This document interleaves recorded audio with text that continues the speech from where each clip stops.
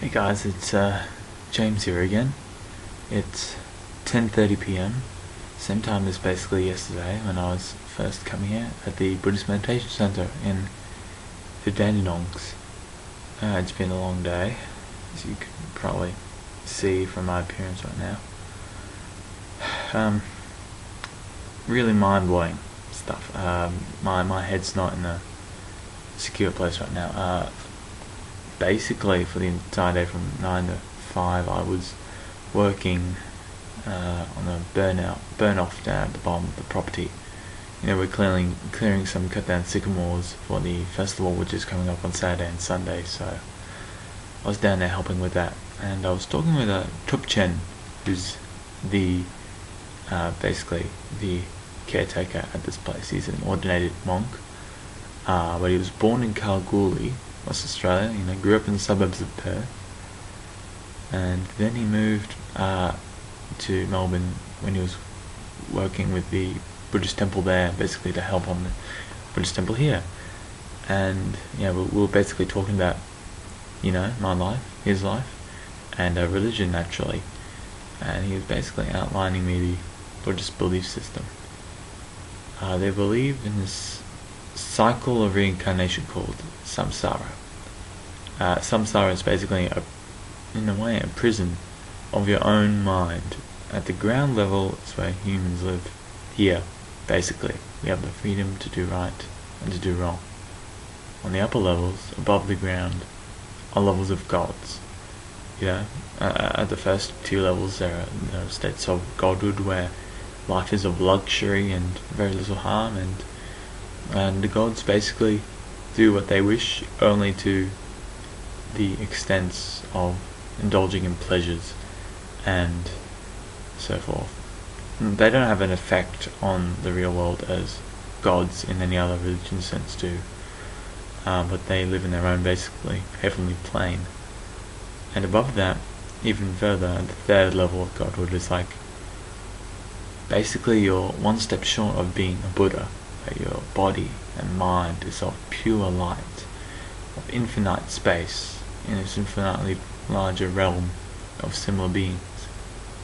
But these beings are limited by a sense of self-knowing, and it is the key of Buddhism to get rid of this idea of self and be a being of pure selflessness.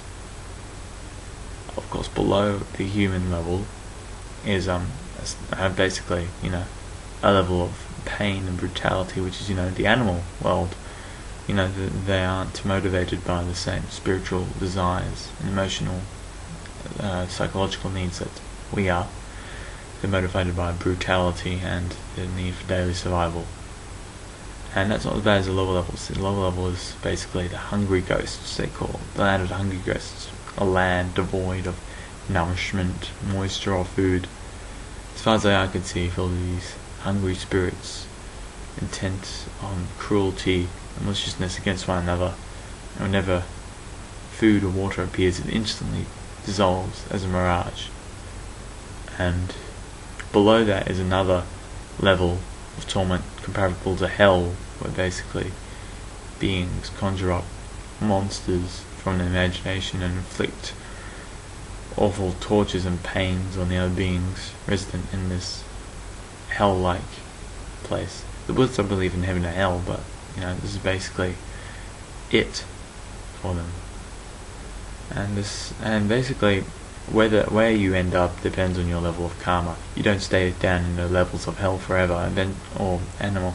Eventually your bad karma is exhausted, and you can go back as a human to make your own choices, to be good or to be bad or to be nothing at all. And even as a god, your good karma will eventually run out. But it's not about a cycle of accumulating karma. Buddhism is about breaking free of samsara. There's a door somewhere, and you've got to find it. And that's basically enlightenment. To become a Buddha, which is like the highest state of godhood, only you are a being of complete selflessness. and you've lost all those inhibitions, those worldly desires and needs. and that's basically the Muslim belief. The Buddhist belief. Where do they get that from? My mind's in a mess right now, as you can tell. Really mind-blowing stuff talking about Tuk Chen. Over the fire, I was trying to concentrate on tossing wood into a burn off, while also coming to grips with this really out there belief system. I'm a Christian, and I'm quite devout in the loosest sense, really, I suppose. The religion is going off in all different directions, doctrinations and everything. I really don't give a damn anymore. I'm kind of lost, in a way vulnerable, I suppose, considering I'm at a Buddhist meditation centre. So I'm really not sure anymore. It seems to make so much sense when explained by Tuk Chen or Kelsing Dorsling, who's the head honcho here. Basically, he's the resident teacher. Kelsang Dorsling, I think his name was. He's basically on retreat here at the moment. He's trying to hang out and get to know better with one of the Buddhas, one of the key figures that's going to be relevant for the festival, so we can do the empowerment ceremony better. So he's kind of a distant figure. I thought it was like the little monk hermit in a rock at the top of the retreat centre, but in reality he's just on this retreat of his own, trying to prepare in his own non-physical way while I'm trying to clean up around here. They call him the big guy. Small guy, big heart. He's a very wise man. When I've heard him talking in the classes, I had one class so far, but yeah, he's not very big. He's maybe 5'5", I don't know. But yeah, I did one class just before, from 7:30 to 9, and yeah, it was basically a talk about overcoming anxiety. It's on a series of classes which have been going so far, and of course, my friend Adila was trying to call me all the while, and she called me twice. We were supposed to turn our phones off, but I didn't. I just put it on really quiet, but I didn't put it on silent. It was the buttons broken on my phone, so I kept vibrating and making a tiny little siren noise in my pocket. And here, the Kelsan was talking to me about overcoming our worldly concerns and everything, and just learning to let go of all these cares and everything. And I'm sitting here in the back row with my pocket vibrating to me, as ridiculous as it was. And eventually I just had to excuse myself when I rang for the third time, and it was my dad, so eventually I had to make my calls back. But eventually I made it back to the class for the last half an hour or so. So it was interesting, but it's mind-blowing here.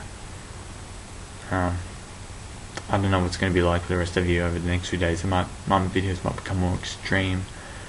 My head's in a bad place right now. I got a lot to think about, what to deal with. But I'm certainly getting to know the culture here, the Buddhist way of life. Definitely, that's what I came here to do. Definitely, that's what I'm doing right now. How it turns out, I don't know. But you guys will find out in the end. Probably by the time I put all of these videos on YouTube, you guys will find out. I'm still in my own world right now. I really have no idea.